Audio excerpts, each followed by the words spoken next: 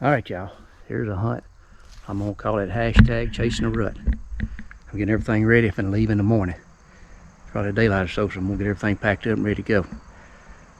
Don't know really where I'm going. I know I got an Iowa tag, bow tag, but I'm finna plan to hunt 2 to 3 states, so you gotta bring all your gear. I may go to Oklahoma, place I hunted earlier that I really like, but the wind's just gonna be good for about a day and a half. So I don't know if I want to buy a $300 tag to hunt a day and a half, but it don't take just a little bit for it to happen though. So that, and then this is the second. Tomorrow's the first Saturday in the month. The second Saturday you got Missouri opening and you got Nebraska opening, the rifle season.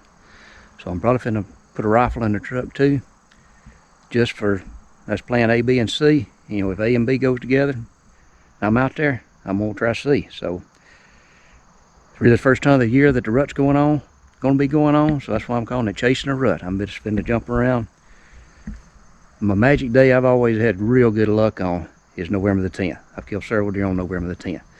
And November the 10th, a big front's coming through Oklahoma and Iowa. So that's the magic day. I want to be set up in one of them for sure. And the 2 places I'm hunting about 5 hours apart, so I can drive at night and get to the next and the next day. So that's one thing about going hunting by yourself. I can jump around. I sleep in the back of the truck. I'm gonna bring my little boat with me, because you never know. I may want to hunt a river, hunt a lake or something, get on the back side. But I took the motor off of it and put it in the back of the pickup, or it won't be so tough on it. But let's see you in the morning when we get ready to head out, and let's see what happens. Alright, I'm back here in Oklahoma. This place I was about 2 weeks ago. I was here. Come through this morning, there's just a couple trucks here, but it's warm. It's supposed to get up 70 today. But when I come here a couple weeks ago, I scouted and found a water hole. So that's where I'm headed back to.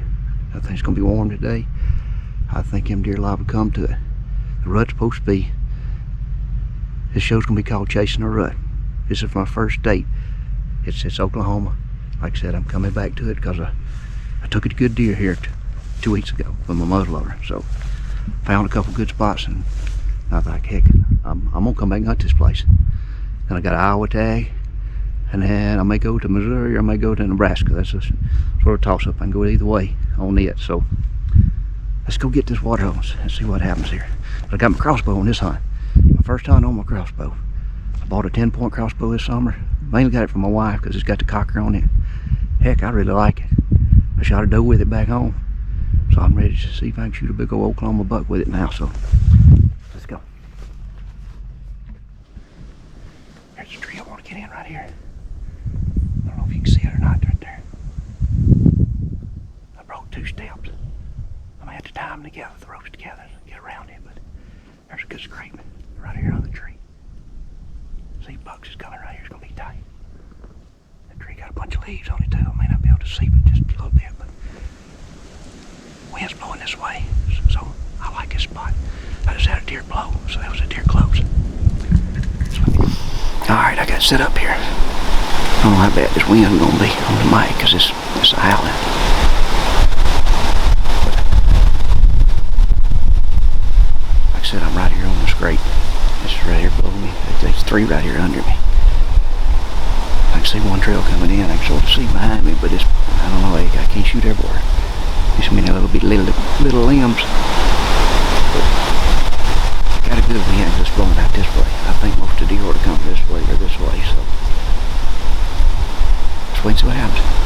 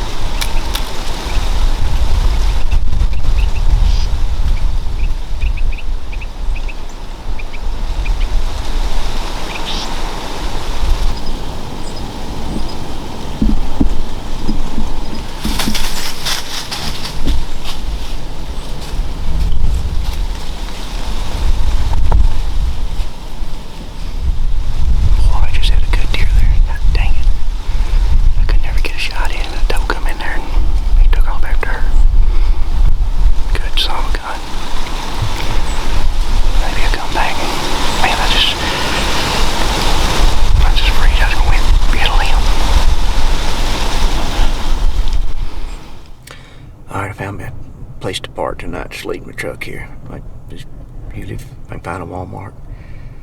Had to drive a little ways to get to this one, but I need some supplies. So. Wind blowing. Boy, that's a dang good deer come in there. I don't know. I tried watching the footage back here. Can't really tell. He stood there so dang long. Man, if he'd just come just a little bit the other way.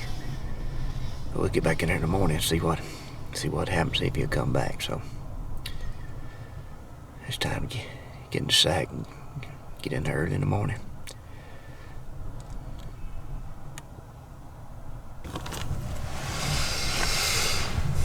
Alright, it's been a long night. And I woke up every hour on hour, it seems like, laying here. That wind's howling too. Just thinking about that dang deer. Like, man, I got so close to get a shot at him. And I do he's right by that them cedar limbs, and I was sure thinking about trying to put an arrow through him. You know, so I could guess myself, but maybe I can get back in there today and see if he'll come back in there. Like I said, he was sort of tight. He wasn't real wide, but man, he had some points on him, and he was tall. So I'm gonna get back in there before daylight. I can't sleep. It's aiming like 3:30. I looked just a while ago. I was gonna get up at 4, head in there, but let's wait and see. Let's get in and see if day's day. They sure come in right there late yesterday, so I feel good about the spot, so. Alright, I got my tree stand here. Still about 30 more minutes before daylight. Maybe that big deer come back in here this morning. I got everything got set up, so I'm ready for it, but maybe he'll come on in here. Put your coyotes in here.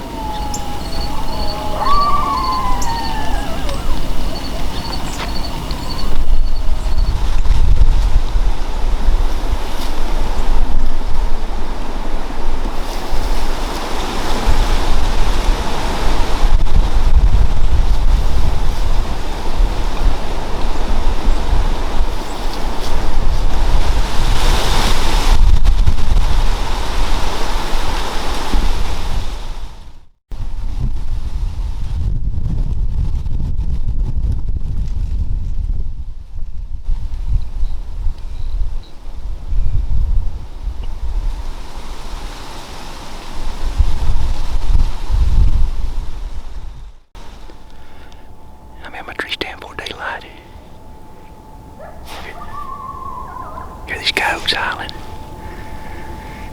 Maybe this morning's gonna be the day. Several folks out here this morning though, so they may make a move around a little bit in the middle of the day when they get out. So let's see how it goes. I don't know if I got any footage there. There was a big buck across that grass patch out there. Dang, why can't he come on up this thicket? I've seen everything out in that grass. That's what I was just sitting there thinking about. I think it's prime move time. I think I'm going to get out and ease around them grass patch. All 3 deer I've seen has been out in that grass. The wind's blowing this way, right back up where my trail is. I don't think that's going to come out. He going to wind me before he ever gets to me, so I got a good wind from back here, but I don't think he's going to come walking with the wind of his tail, so I'll probably leave my stuff here and get back in here this evening. Maybe that wind will settle down. I just want to get out and do a little exploring right now, see if I can kill one on the ground. I got down, walked around, looked, scouted some more. I didn't like where I was at, how the wind was blowing. It's a good spot, but this wind, how that cut across on me this morning, and then yesterday busted me, so I'm back in my water hole where I had the big buck come in there a couple of days ago. Got a pretty good wind, it's blowing this way. Where most of the deer have been coming from this way and this way, so I don't know. I feel pretty good about it. I'd love to get that big deer to come back in here, so let's wait and see.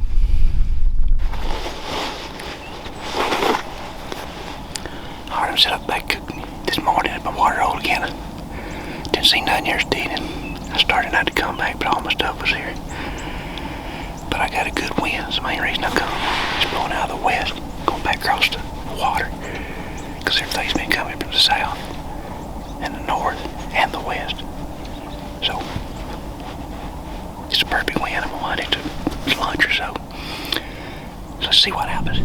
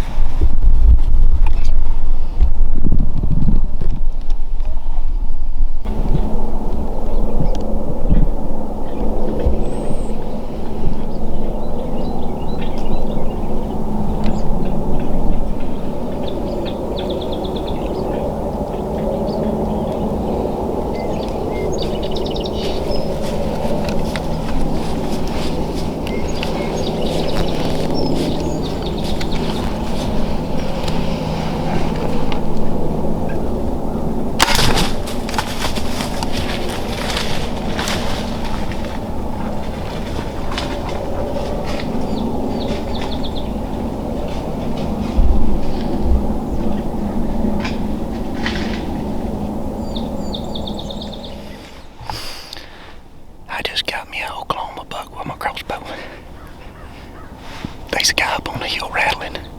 I heard it, man, it sounded good. I thought it was a deer. And I seen him.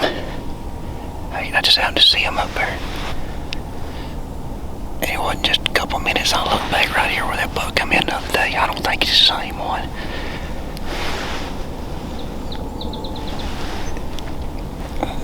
I got turned.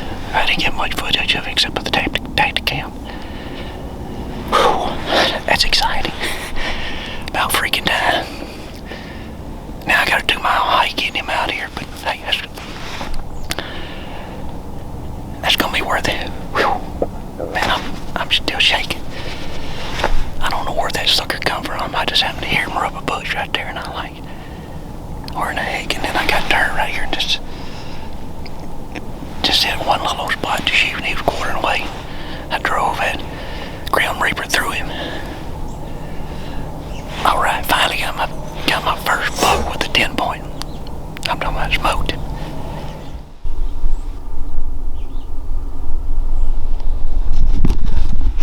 I was in that tree right there. And that buck was standing. There's a scrape. But he was standing right outside these woods right here. That other day was standing right here. They come in here and I couldn't get a shot at. But this one was standing right on the outside. He'd raked that tree right there. Then he stepped back. He had to have been right in here somewhere where I shot him. See if I found my arrow.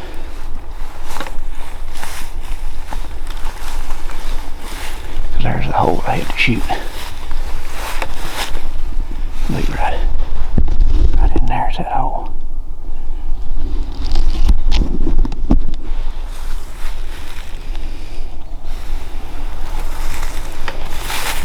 There he is right here.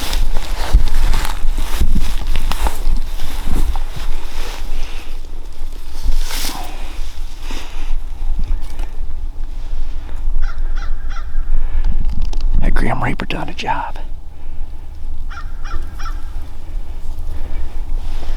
He shot through him. I'm gonna walk toward where I last seen him crash instead of trying to find a blood trail. Because he crashed over next to them trees. I heard him go down. See if I can walk over and find it. Oh, here we got blood right here. Oh, I see his horns right yonder.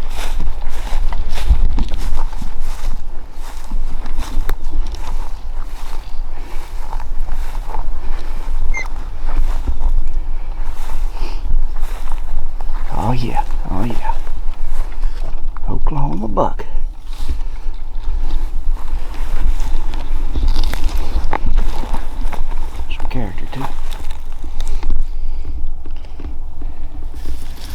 got me an Oklahoma buck with my crossbow.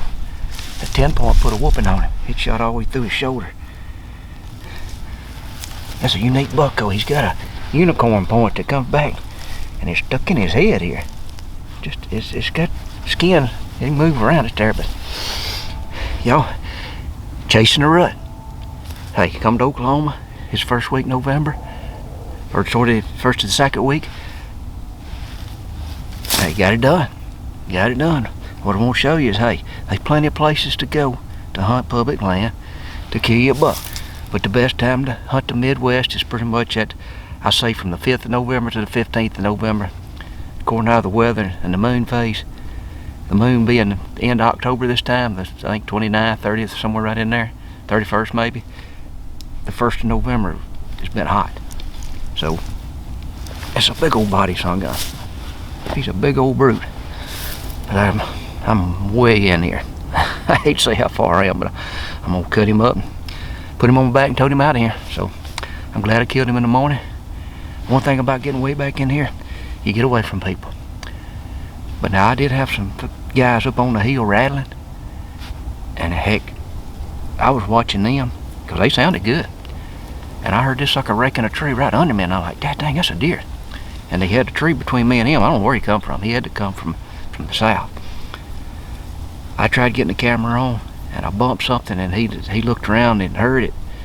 So I knew then I better just grab my crossbow and shoot this sucker. I got the Tactacam on. I'm pretty sure I got him on Tactacam. And I had to can it just a little bit to get around where my limb wouldn't hit that tree. But I smoked him. I knew I hit him hard. But dang, he's still running a long ways. Shot through the shoulder like that. Because he was quartering away. I hit him back there and it come out on this opposite shoulder. But let me get to work now. Let me get him tagged up and checked in. And hey, I'm proud of him. That's a big old bodied deer. Good horns, good unique, got a lot of character to it. Got a lot of bumps on it right here. Hashtag chasing a rut, y'all. Hey, one thing about these outpacks, when you hunt like this, toting your tree saddle and stand and everything in, it's got this meat compartment. It unzips. You got plenty of extra room. I highly recommend it. I've had this pack for my second year. It's tough. When I get this deer in there, I'll probably have 125 pounds or so or more in it. And there's probably 4 or 5 I packed out like that. I don't know if I've ever packed one out this far, but I packed one out a mile before, but this is over close to 2 miles, so I got all eating in there. But like I said, I highly recommend one of these packs. It's sort of, you put all your stuff in it and it'll total load. Alright, now it's time to head out. Alright, I got it all boned out in my pack. I got my pack loaded up. I don't know if I can get it on my back or not.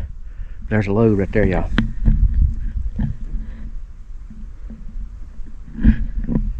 That's a load. I don't know if I can get it on my back or not. I may have to piggyback it, tow part of it part of the way, and then come back and get the other part and just make 2 or 3 double trips like that. We'll see. We'll see. What time is it? It is 12:24. Maybe I'll make it out here by dark.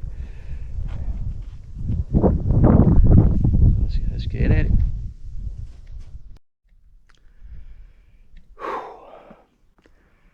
Anytime you can take a break, like a bank or a log or something, you can sit on, you get the weight off your back. It sure helps. I'm just about halfway back. Getting dang close to halfway back. Whew. Like Steve said, to get to the top of the mountain, you keep putting one foot in front of the other. So about getting to the pickup, you keep putting one foot in front of the other, you eventually get there. Like I said, I'm making pretty good time. It's just, I'm taking my time, not killing myself. One thing, don't rest too long. You rest too long, your muscles stiff up on you. And it makes it rough on you. So just get your breath, get the weight off your back a little bit, get your back eased up, and head at it again. So let's get at it. That's what, I don't grab the camera much because it's too hard to get in and out of the pack. So next time you see me, I'm gonna be at the truck. Alright, I made it back to the old pickup, but I cheated a little bit. I caught a ride out halfway out. So like I said, I told him I appreciate it and made it back, and let's get this on ice and See you next time, y'all. Alright, y'all, to close out that Oklahoma hunt, I got a question for you. How do y'all get a deer out when you hunt public land and you're that far in and you can't use a vehicle or four-wheeler? I'm curious to know how many of you drag it or cart it, or, you know, I'm curious to know if it's somebody else has got a new idea. Because on the last show, a guy made a comment about, I was talking about the skull plate, that you gotta scorch it, or, you know, you gotta get rid of the brain tissue. Well, he said use a pressure washer. Well, my first thought is I'm not gonna haul no pressure washer around, but I got to think, dang, every town's got a car wash. So I did. I used a pressure washer to wash that skull plate. You know, just sort of get you a little bit of wet, but it did work. So, hope you enjoyed it, y'all. I hope you subscribe. If you're not a subscriber, give us a thumbs up and a like. On my way to the next state. I was chasing a rut, y'all.